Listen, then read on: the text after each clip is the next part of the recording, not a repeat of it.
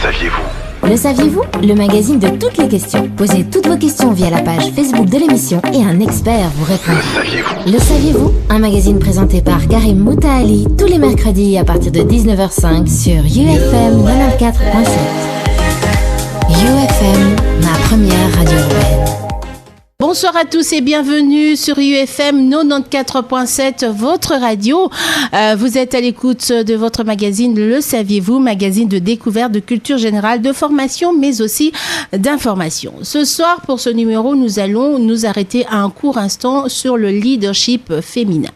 Leadership féminin, on en parle dans le cadre de Kelobontu. Kelobontu que vous connaissez ou pas, mais je peux vous le faire connaître. C'est une plateforme qui contribue au développement de la RDC par l'amélioration de son capital humain, en tout cas au sein de la société. Mais Kelobontu n'est pas seulement cette plateforme qui organise de forums tout au long de l'année. Plusieurs activités sont donc organisées par Kelobontu. Entre autres, cette formation qui sera donc dispensée aux jeunes dames, en tout cas qui sont déjà dans différents secteurs, surtout dans les secteurs qui sont dominés par les hommes. Elles seront donc mentorées par des seniors, des dames qui ont déjà fait des preuves dans quelques domaines qui seront exploités tout au long de cette formation-là d'une année. Eh bien, justement, en parlant de mentorer, ce soir, dans Le Saviez-vous, nous allons recevoir Madame Priska Makila, qui est, elle, aspirante au programme Leadership féminin de Kelobontu. Également, mais elle est également DG de Kim Engineering. Elle est avec nous ce soir pour parler justement du leadership au féminin, mais également nous parler de ce programme de Kelobontu, qui est le programme de leadership féminin. On dit bonsoir à Madame Priska. Bonsoir. Bonsoir, madame. Vous allez bien? Je vais très bien, merci. Très bien. Alors, voir une femme dans un domaine d'homme, ça, c'est pas donné, hein? Non, pas du tout. Pas du tout, même pas un peu. Très bien. Alors, avant toute question, on aimerait savoir un tout petit peu qui est Priska Makila, au-delà de ce que nous avons dit dans votre brève présentation. Priska Makila est une ingénieure en électronique industrielle et également étudiante encore à l'ISTA en licence. Et aussi, je suis conceptrice du projet Logette Intelligente, une logette qui fonctionne automatiquement, qui gère automatiquement l'électricité de notre maison, qui est reliée à une application Android. Et cette logette-là, grâce à ça, nous avons eu à faire un parcours. Nous avons reçu de trophées de l'AUF, de l'Agence universitaire francophone, et nous avons aussi reçu le premier prix de l'Expo Béton, également un forum dans la FIGEC, donc qui est le Forum international de jeunes entrepreneurs congolais. Plusieurs trophées à votre actif, c'est très bien, on dit bravo. Hein? Merci beaucoup, madame. On dit bravo. Merci. Alors, est-ce que, puisque vous parlez de cette logette-là, ça fonctionne, c'est encore en termes, c'est un prototype ou c'est vraiment déjà viable, exploitable? La logette n'est pas encore exploitable, elle est en prototype. D'accord. Donc, nous avons un prototype qui montre toutes les fonctionnalités de notre logette. Pourquoi le choix, une femme très belle, très stylée, et qui sait accorder les couleurs, on va dire les maquillages, les bijoux bien vernis, s'amuse à aller faire un métier entre guillemets dit d'homme et surtout aller à l'ISTA. On sait que ça a une connotation masculine, mais également les femmes qui sont une connotation masculine. Très masculine en tout cas. Je vais vous répondre en disant, moi, j'ai eu comme inspiration mon père, qui est ingénieur aussi. Donc, il m'a beaucoup inspirée. C'est en fait lui mon idole qui a fait en sorte que je puisse m'intéresser à l'ingénierie. Et parce que je suis une femme, cela ne veut pas dire que je dois être masculine. Je suis une femme dans un domaine d'homme, mais je me comporte comme une femme parce que bien s'habiller, ça n'empêche pas de réfléchir. Se maquiller non plus, ça n'empêche pas de réfléchir. Très bien. À vous voir, donc, ça va donner envie aux autres dames, aux autres demoiselles d'aller aussi faire l'ISTA. Parce que quand on voit l'ISTA, on voit mécanique, des gens qui vont se salir, etc. Donc, ça ressemble pas à une femme. Bref, on parle ce soir de leadership féminin, leadership au féminin. Ça dépend de comment les gens le prennent. Mais pour vous, qu'est-ce que c'est le leadership féminin? Et aussi, au-delà de ça, quels sont les défis d'un leader au féminin? Merci beaucoup. Pour moi, le leadership féminin, le leadership d'abord, c'est une personne, c'est quelqu'un qui pousse sa communauté à arriver à faire mieux, en fait, à faire mieux. Un leader n'est pas un chef, parce qu'un chef, il est là, il est assis et il envoie tout le monde. Un leader, c'est celui qui est là et qui travaille avec ses collaborateurs, en fait. Et les leaderships féminins, pour moi, je le vois maintenant au féminin. Je vois une femme qui est en tête et qui emmène sa communauté à réaliser de grandes choses, à arriver à accomplir vraiment de grandes choses. Tel que moi, pour moi, le défi, c'est un jour devenir chef d'entreprise, avoir une start-up, une grande start-up qui sera connue, parce que dans notre pays, nous avons des start-up qui sont connues, telles que Schoolab et autres, mais ces start-up sont dirigées par des leaders masculins.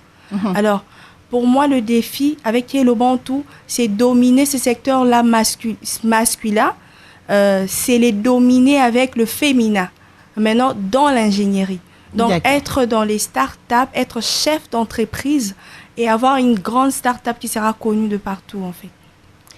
Alors, est-ce que, Prisca, pour toi, est-ce qu'il y a une attitude qu'un leader doit avoir? Et au-delà de cette attitude-là, est-ce qu'il y a une différence entre un leader qui réussit et un leader qui ne réussit pas? On peut être leader, comme tu as dit, avoir envie de pousser les autres, d'avoir envie de faire sortir, de faire émerger les autres, mais on peut ou n'est pas y arriver. Alors, est-ce qu'il y a une différence en termes d'attitude? En termes d'attitude, pour moi, il y en a. Il y a une différence vraiment, parce qu'il y a des leaders qui réussissent et il y a des leaders qui poussent les autres à réussir, qui sont là comme de mentors en fait, qui sont là pour motiver les autres à aller plus loin. En tout cas, pour moi, il y a une certaine attitude, il y a une façon de voir les choses en fait, qui est différent, qui est vraiment différent. Je pense qu'un leader qui réussit, un leader qui a vraiment le souci d'emmener les autres un peu plus haut, c'est au départ la qualité principale, ça doit être aussi d'être humble et non être suffisant, on va dire, parce que très souvent on a ce souci de suffisance quand on est leader. Exactement. Donc c'est la qualité d'être humble en fait, parce que c'est pas facile d'emmener quelqu'un à réussir. Les gens ont tendance à eux-mêmes se promouvoir, à être leader soi-même. Donc, en tête pour l'éternité. Mais être leader pour promouvoir les autres, c'est vraiment être humble, c'est noble en fait. Donc, tu es là pour emmener les autres à arriver à un certain niveau où peut-être toi, tu n'es jamais arrivé ou tu n'y arriveras jamais. Alors, il faut avoir l'attitude qui est vraiment noble et simple. Il faut être humble pour faire ça. Aujourd'hui, Prisca Makila, leader, femme leader dans son domaine en ingénierie. Qu'est-ce que tu vas faire, toi, pour te démarquer ou faire un grand coup d'éclat, on va dire, impacter? Qu'est-ce que tu penses que tu peux faire, toi, pour impacter, justement, dans ta génération? Dans ma génération, ce que je veux faire pour impacter en étant leader, je veux commencer par résoudre le problème qui inquiète notre société. C'est en résolvant le problème qui nous hante chaque jour qu'on innove. L'innovation, c'est créer là. Et quand j'innove, j'apporte quelque chose de nouveau. Et à partir de cette chose, je peux construire une entreprise et aller plus loin. Donc, je veux impacter dans l'innovation. Ce que j'ai déjà commencé en innovant, si je peux le dire, dans notre pays, c'est une première, avoir une logette intelligente. C'est vraiment une première. Alors, on dit de toi directrice générale de Kim Engineering. Exactement. Alors, avec combien de gens fonctionne un tout petit peu ta structure? Comment elle fonctionne et qu'est-ce qu'elle fait exactement? Merci beaucoup. Ma structure, c'est une start-up qui œuvre dans l'intelligence artificielle. Et non seulement ça fait aussi des installations des bâtiments, des installations électriques et les installations des panneaux solaires. Jusque-là, je n'évolue que avec 5 personnes. Il y a moi qui suis directrice générale, qui suis également aussi électronicienne, je travaille aussi. Il y a mon directeur technique qui est vraiment dans la technique, qui fait le montage, et il y a mon adjoint, mon ADG, et il y a aussi un secrétaire et un autre technicien. Diriger de dans ça. une entreprise où on a déjà 5 personnes, c'est-à-dire qu'il y a 4 personnes qui viennent après toi, Ouais, exactement. c'est pas peu. Hein. Déjà, diriger même 1 ou 2 personnes avec chacun son tempérament, c'est compliqué. Alors, combien d'hommes et combien de femmes, justement, dans ce... elle rit déjà elle-même. Je ris déjà. Dans de cette la main-là, question. parce que c'est les doigts de la main. Dans cette main-là, il y a combien d'hommes et combien de femmes? Il n'y a qu'une seule femme et c'est moi. Aïe, aïe, aïe, aïe, aïe, aïe, aïe. Malheureusement, les femmes dans le domaine de l'ingénierie, si je peux le dire, la plupart de femmes, elles ne se donnent pas vraiment dans le travail. Donc, quand il y a un travail, elles ont tendance à laisser les hommes faire. Mhm. Alors, c'est vraiment difficile d'avoir une femme qui est dans l'ingénierie et qui s'investit, qui travaille vraiment. Donc, ce n'est pas que je refuse les femmes, mais jusque-là, je n'ai travaillé qu'avec d'hommes. Donc, jusque-là, je ne suis qu'avec eux. Et s'il y a une femme aussi qui veut nous rejoindre, nous serons ravis, à condition qu'elle travaille juste. Ah, ah. Ça fait d'être une question au moins, mais qui va devenir un peu plus tard. Alors, vous êtes déjà lancé dans plusieurs compétitions, vous l'avez soulevé tout à l'heure. Exactement. Quelles ont été vraiment vos motivations, on va le dire, pour que vous puissiez participer à ces compétitions-là, vous dire que voilà, j'y vais avec objectif de réussir? D'abord, la première compétition, l'objectif, c'était pas de réussir. L'objectif, c'était de savoir si je peux. Mhm. C'était ça. Parce que tout le monde participait et puis je me suis dit, voilà, j'ai un projet, j'aimais aussi mon projet. C'est quand j'ai réussi, quand je suis devant, j'explique, je vois les remarques de membres du jury, je réussis, que je me dis, voilà, j'ai quelque chose de sérieux en fait. Et la deuxième compétition arrive, j'y participe, je réussis encore. La troisième arrive, qui était l'Expo Béton. Quand j'ai réussi le premier prix, ça me tique, ça me dit, voilà, j'ai quelque chose en fait. Mhm. J'ai quelque chose, donc autour de ça, je peux créer une entreprise parce que l'entreprise peut se créer autour d'une innovation. C'est une question que j'ai résolue, j'ai trouvé une solution, donc je peux créer une entreprise, je peux apporter la sécurité dans nos maisons.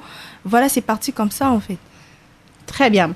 Donc, on s'essaye, on saisit les opportunités, on s'élance et voilà. Exactement. Très bien. Alors, comment, d'abord, puisque tu entreprends, tu as une entreprise, est-ce qu'il est obligatoire, est-ce qu'il est nécessaire d'entreprendre forcément en RDC? Est-ce qu'il faudrait qu'est-ce que tu penses justement de l'avenir de l'entrepreneuriat? Est-ce qu'il faudrait vraiment entreprendre? Il le faut. Il faut vraiment entreprendre en RDC. Je vais vous dire pourquoi. Parce que notre pays, on a tellement de problèmes. Et chaque problème peut trouver une solution. Chaque solution peut être les débuts d'un projet, les débuts d'une entreprise. Aujourd'hui, moi, j'ai résolu le problème en amont. J'ai résolu le problème de la sécurité avec mon prototype. Grâce à ça, on ne peut pas aller toucher le logette, les fils électriques avec la main.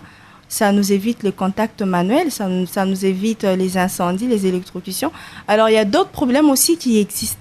Il y en a plusieurs. Il suffit juste de prendre un problème, de trouver la solution et autour de cette solution-là, on peut créer une entreprise. C'est ça l'innovation en fait chez nous. Et une entreprise, en termes de problèmes, il y en a en tout cas. Il y en a. Donc, j'encourage vraiment les jeunes à entreprendre parce qu'on doit entreprendre pour aller de l'avant. Vraiment. Prisca, parfois un jeune a envie d'entreprendre, mais ne sait pas par où commencer parce qu'on parle beaucoup d'argent. Il faudrait peut-être avoir beaucoup d'argent à tort ou à raison, je ne sais pas. Mais tu t'es lancé avec combien de francs en main? Est-ce qu'il faut avoir beaucoup de francs en main ou on peut commencer quelque chose avec 0 francs en main? En tout cas, il ne faut pas avoir beaucoup de francs. Moi, je veux me dire, je me suis lancée avec $15 que j'ai payé comme abonnement chez Fab Lab, au laboratoire numérique qui se trouve sur Willery. Donc, j'ai payé cet abonnement. J'ai parti utiliser leur matériel. Donc, même quand je postulais au concours de l'AUF, j'ai utilisé leur matériel.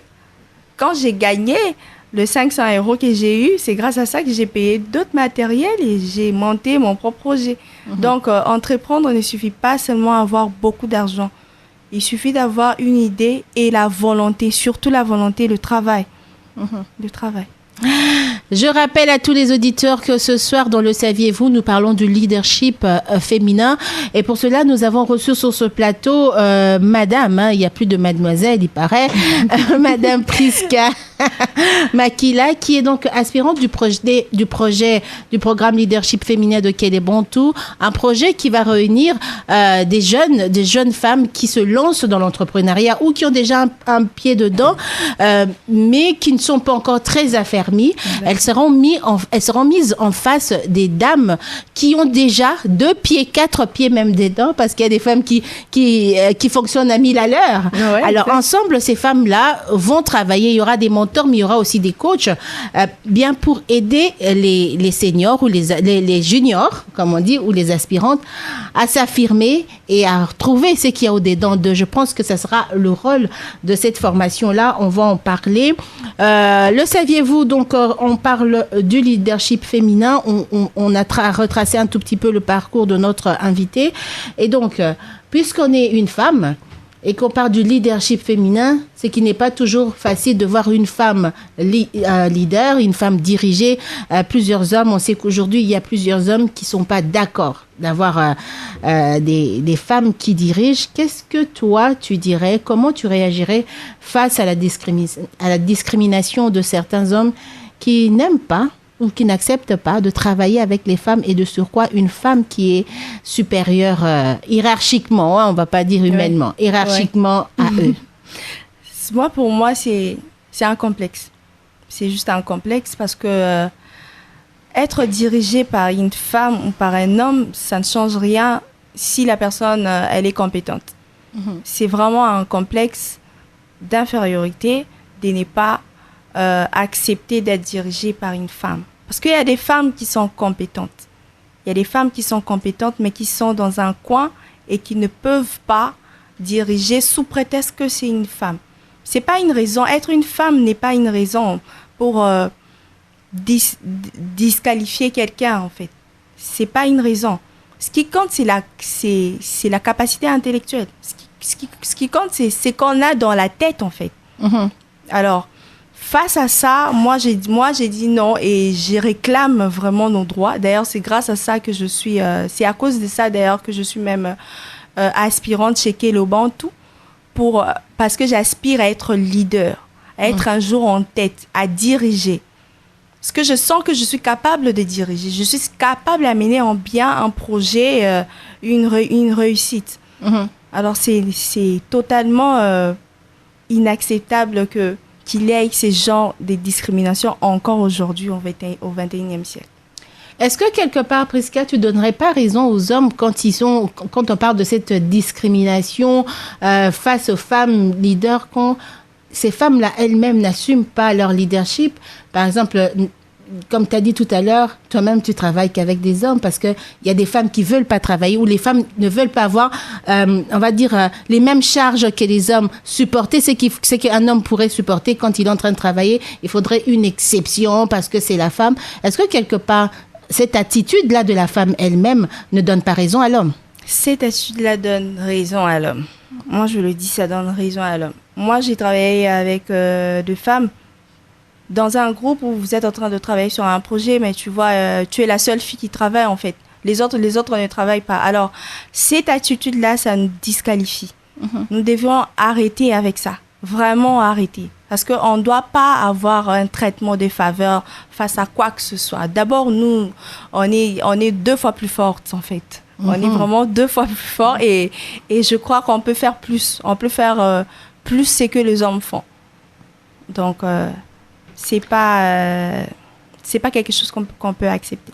C'est à la femme de s'affirmer elle-même dans ce leadership-là, de prendre sa place, de saisir les taureaux par les cordes et arrêter de se faire chouchouter en disant que ça, la femme peut pas, alors qu'on est en train de clamer haut et fort. Priska, il y a un autre souci aussi dans ce leadership-là. Certains penseraient aussi, certains hommes, en voyant les attitudes des uns et des autres, que la femme elle-même est la première ennemie de la femme leader. C'est-à-dire, je m'explique, une femme dans une équipe de plusieurs hommes et de plusieurs femmes, parfois la femme a du mal à diriger ou à leader à cause de ses congénères. Qu'est-ce que tu en penses? Ça aussi, c'est quelque chose qu'on doit vraiment mettre l'accent sur ça. Les femmes elles-mêmes sont ennemies d'elles-mêmes. Donc, la femme ne veut pas être dirigée par une autre femme. Elle préfère être dirigée par un homme. Il y a une certaine rivalité qui ne sert à rien, qui ne rime à rien. Donc, face à ça, les femmes doivent vraiment arrêter parce que si nous voulons vraiment être un jour à 50-50 dans tout le domaine, il faut qu'on puisse accepter être dirigé par une femme un jour, une femme compétente. Mm-hmm. Il faut qu'on arrive à accepter cela. Parce que les hommes, entre eux, ça ne pose pas problème. Que l'autre soit chef et l'autre subalterne, non, ça ne pose pas problème. Mais chez les femmes, c'est un problème. Il y a une rivalité qui ne sert à rien, en fait. Ça sert vraiment à rien, cette rivalité-là. La femme doit arrêter parce qu'elle doit s'imposer. Elle doit vraiment arrêter avec ces genres de rivalités si on veut gagner ces combats que nous sommes en train de mener. Prisca Makila, que nous recevons ce soir dans Le Saviez-vous, dans le cadre de Kelobontu Leadership féminin et surtout de cette formation-là, qu'on va dire qu'on va former des jeunes femmes qui vont bouger les lignes puisque les femmes doivent arriver à bouger les lignes et surtout à apprendre à travailler et à s'accepter, à se respecter entre elles, justement pour gagner ce combat-là. Bon, c'est vrai qu'on va pas faire des bras de fer avec les hommes. Hein. On fait le bras de fer avec eux? Non, c'est pas le bras de fer, pas du tout. On n'est pas en compétition, en fait. On réclame juste notre place. Très bien. Alors, plusieurs femmes ont peur, justement, de se lancer, Prisca, dans des métiers dits d'hommes. Est-ce que tu as un mot à leur dire? Aujourd'hui, les femmes, elles sont plus dans des métiers où on est dans un bureau, un peu comme moi, on est devant une... Il y a aussi les hommes dedans. Hein? Oui, bien sûr. Ça, c'était pour... Non, mais bon, voilà. Elles ont vraiment peur de se lancer dans des métiers comme, on dit, électricité, ingénierie, intelligence artificielle. Aujourd'hui, les femmes... on voit très peu de femmes conduire, par exemple, des poids lourds. Hein? On les voit très peu. Elles ont peur. Alors, toi, aujourd'hui, qui es une femme, on l'a dit tout à l'heure au départ, tu étudies d'abord dans cet institut où je pense que 90% sont des hommes. Exactement. 90%. Tu as une entreprise qui évolue dans un domaine où il y a très peu de femmes. Est-ce que tu as un mot à leur adresser à ces jeunes-là qui veulent se lancer, mais qui ont la peur au ventre? J'aimerais leur dire d'oser. En tout cas, c'est ce qu'on nous a dit aussi à Kelobontu. Oser. Nous devons oser. Donc, on ne viendra pas nous servir ce qu'on veut sur un plateau d'argent. Il faut arracher ce qu'on veut. On doit aller arracher cela. Donc, si tu veux devenir ingénieur, si tu veux faire l'ingénierie, c'est pas parce que c'est dominé par les hommes que tu dois arrêter. Non, tu dois t'imposer et venir. Et c'est pas parce que tu fais un domaine où c'est dominé par les hommes que tu dois te comporter comme des hommes. Non, tu peux rester femme tout en travaillant. Parce que être femme, ça ne t'empêche pas de réfléchir. Quand tu veux ressembler à un homme, c'est parce que quand tu es une femme, tu es distraite. Ou bien quand tu es une femme que tu ne sais pas réfléchir. Non. Quand tu es une femme, tu peux rester femme, tu peux bien t'habiller, tu peux te maquiller. Ça ne t'empêche pas de réfléchir, ça ne t'empêche pas non plus de parler. Moi, chez moi, dans mon auditoire, on était à 48. Il y avait 45 hommes et 3 filles. Donc, on était là. Malgré les critiques, les commentaires déplacés d'autres étudiants, mais on était là. Il faut s'affirmer, en fait. C'est quand tu es intelligent, c'est quand on remarque que non, cette fille, elle est intelligente, qu'on commence à te respecter. On te respecte maintenant. C'est quand tu es bête que peut-être il y a des commentaires aussi déplacés que je n'encourage pas du tout. Pas du tout, parce que ça complexe certaines filles. Alors, moi, je veux vraiment appeler les filles. J'ai fait un appel aux femmes qui aimeraient bien œuvrer dans le domaine où il y a beaucoup d'hommes, dans l'ingénierie, de venir et de s'affirmer, d'oser, et ils verront que ça ira comme c'est parti avec moi, si je peux dire. C'est comme tout autre métier. Prisca, qu'est-ce que tu penses de cette phrase? Est-ce que toutes les femmes sont appelées, hommes ou femmes, on va dire, est-ce que tout le monde est appelé à être leader? Est-ce que tout le monde est appelé à avoir le leadership? Non. Et pourquoi? Tout le monde n'est pas appelé à être leader parce que, comme on vient de le dire, un leader, c'est quelqu'un qui pousse les autres à aller de l'avant. Et c'est pas l'attitude qu'a tout le monde. Tout le monde ne peut pas pousser les autres à aller de l'avant. D'autres sont appelés à être chefs, à être boss, et certains sont appelés à être leaders. Mais pour que notre société se développe, nous avons plus besoin des leaders. Vraiment. Très bien. Plus de leaders, moins de chefs. Hein. Donc, un chef peut être un leader, mais il s'est sali les mains. C'est ça, en fait, un leader. Voilà. Il s'est sali les mains pour donner l'exemple aux autres qui vont suivre. Mais est-ce que ce ne serait pas aussi un problème de réalité du marché qui fait en sorte que les jeunes aujourd'hui n'envisagent pas de travailler dans un secteur comme l'ingénierie? Aujourd'hui, ils se disent, voilà, si je fais ces genres d'études en sortant, si cette personne n'a pas, on va dire, la capacité ou l'ambition d'entreprendre, s'est dit, mais où est-ce que je veux trouver du travail? Est-ce que le marché permet aux jeunes de se lancer dans ce genre d'études pour finalement travailler plus tard? Je dirais pour le femme en tout cas oui.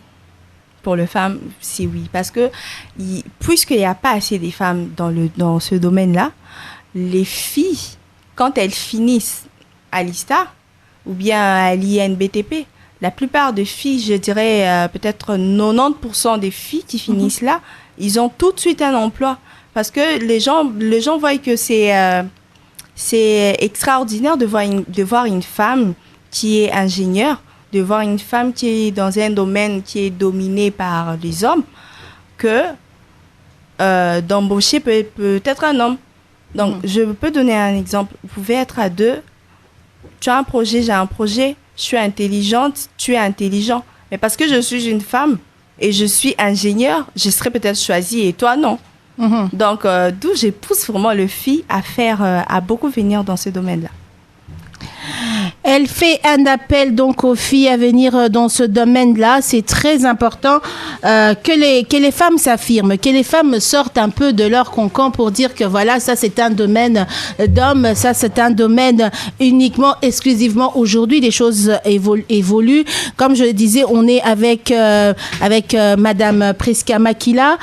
Elle est programmeur en langage Arduino. Je ne sais pas si je le cite bien. Elle est gagnante du deuxième prix de la 60e édition du concours hackmaker de l'agence universitaire francophone, révélateur du génie francophone scientifique. Je suis obligée de lire parce que c'est long. Hein. Elle est pas encore assez vieille, mais c'est long quand même. Hein. Elle est gagnante du prix Expo Béton 5e édition pour l'ISTA, détentrice du brevet du meilleur jeune entrepreneur pour son dévouement à l'innovation et entrepreneuriat congolais avec succès, on le souligne. Ça veut dire que si elle le fait, les femmes peuvent le faire, c'est tout à fait possible, n'est-ce pas? Exactement. Si moi je peux le faire, elles peuvent le faire aussi. Et je suis sûre que d'ici quelques années, cette liste va s'élargir. Encore s'élargir en tout cas. Le leadership féminin, on en parle dans le cadre de Kelobontu. Nous y sommes, Kelobontu qui a lancé un programme de formation et de mentorat en leadership. Donc, c'est le projet Kelobontu qui le lance, qui va le lancer bientôt, mais c'est vrai qu'on a déjà eu quelques aperçus. Alors, quelles sont les attentes que toi, personnellement, Prisca, tu as envers ces mentors-là qui seront là pour vous, les coachs qui vont aussi vous encadrer durant cette période de formation qui va durer, je crois, 1 année? Oui. Comme attente, moi, comme le mentor m'avait déjà dit, nous allons pousser les femmes à oser. Mais toi, tu as déjà osé. Donc, j'ai osé, mais en partie. J'attends d'eux qu'elles me poussent à aller encore plus loin. Donc, j'ai osé peut-être ici à Kinshasa, mais je vais encore oser à l'international. Pourquoi pas? Je vais oser partout. J'attends d'elles vraiment de faire de moi une chef d'entreprise accomplie au niveau international. Donc, sur tout le plan. Ce projet de formation de mentors qui seront donc des mentors qui seront à votre disposition, est-ce que les aspirantes, vous donc les mentorez, toi particulièrement, puisque est-ce que tu as compris le rôle de ce mentor et de ces coachs, parce que quelquefois il y a un gros souci de compréhension dans ce qui doit être fait. Il y a eu le 29 janvier la présentation justement de ce projet de formation où on vous a certainement détaillé. Alors, qu'en est-il? Comment ça va se passer? Est-ce que les mentorés ont une compréhension claire de ce qui va se passer? Oui. Le mentoré, je pense qu'elles ont une compréhension claire parce que le mentor sont là pour nous accompagner.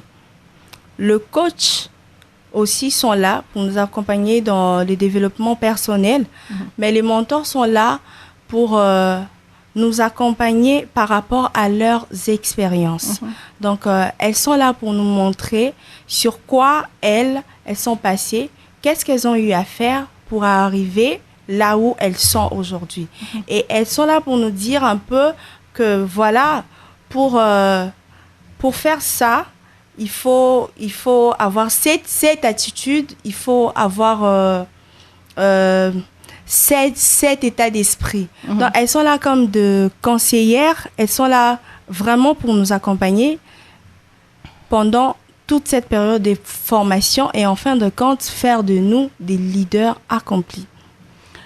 Très bien, faire de vous de leader, vous emmener à vous affirmer dans ce leadership-là que vous avez déjà, puisque quand je vois le parcours que tu as, quand je vois ce que tu diriges, je pense que la grande partie des aspirantes sont déjà des femmes qui ont déjà un pied justement qui ont déjà un pied déjà dans l'entrepreneuriat, dans plusieurs domaines, en tout cas, dites domaines d'hommes, vous avez déjà osé, osé. Alors, cette initiative de Kelobontu, pour toi, personnellement, quel sentiment tu as à l'égard de cette initiative qu'a eu Kelobontu d'émettre des femmes affirmées, on va dire des femmes déjà aguerries dans des domaines dits d'hommes, de mettre avec des jeunes qui se lancent? Très belle initiative, en tout cas. C'est quelque chose qui m'a beaucoup touchée, qui m'a vraiment... au fond de moi, ça m'a vraiment touchée parce que avoir devant moi ces femmes comme mentor, si je peux le dire, c'est une grâce. C'est merveilleux, c'est juste extraordinaire. Parce que ce sont des femmes que j'admire déjà de loin, et les avoir près de moi pendant un petit moment ou 2 heures ou 1 heure du temps, je pense que dans ma carrière, dans ce que je fais, ça va vraiment beaucoup m'aider, ça va vraiment beaucoup me pousser. Alors, je suis vraiment très reconnaissante par rapport à cette initiative de Kelobontu. C'est une initiative qui va vraiment pousser beaucoup de jeunes, puisque nous sommes au nombre de 5. Je sais que dans 2, 3 ans ou 5 ans, grâce à cette initiative, nous aurons maintenant beaucoup de femmes leaders dans beaucoup de domaines qui sont dominés par les hommes. Prisca Makila a-t-elle un mot à donner ou à adresser plutôt aux initiateurs de cette plateforme Kelobontu, puisque vous avez assisté à leur workshop, lancé justement, organisé le 29 janvier. Oui. Vous savez déjà ce qui va se passer, comment les choses vont se passer, que ça va se lancer au mois de mars.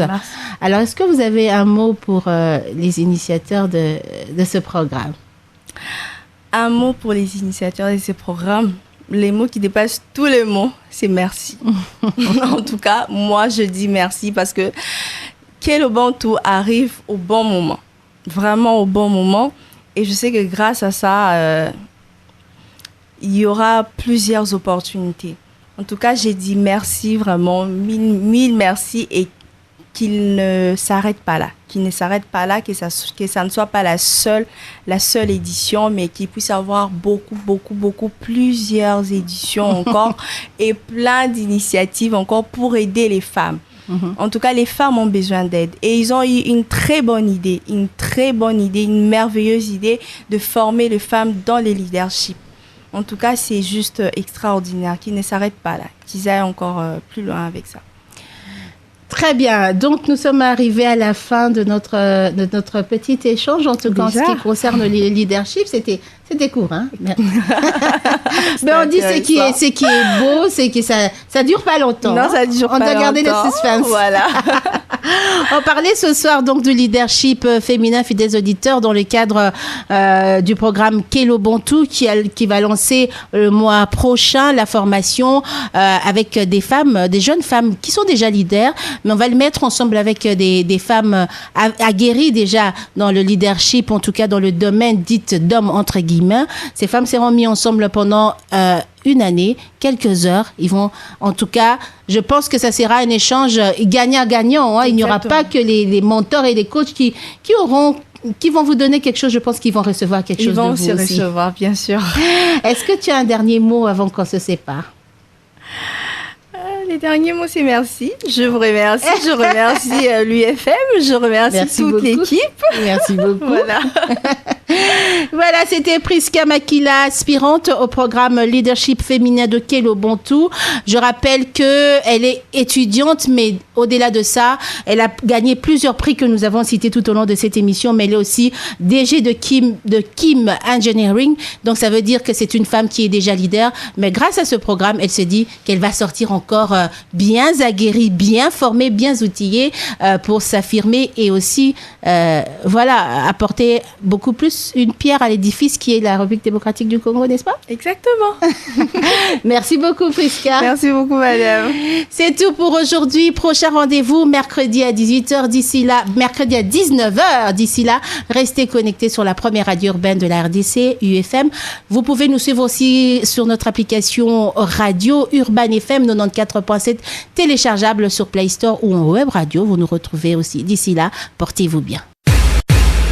Le saviez-vous? Le saviez-vous? Le magazine de toutes les questions. Posez toutes vos questions via la page Facebook de l'émission et un expert vous répond. Le saviez-vous? Le saviez-vous? Un magazine présenté par Karim Moutaali tous les mercredis à partir de 19h05 sur UFM 94.7. UFM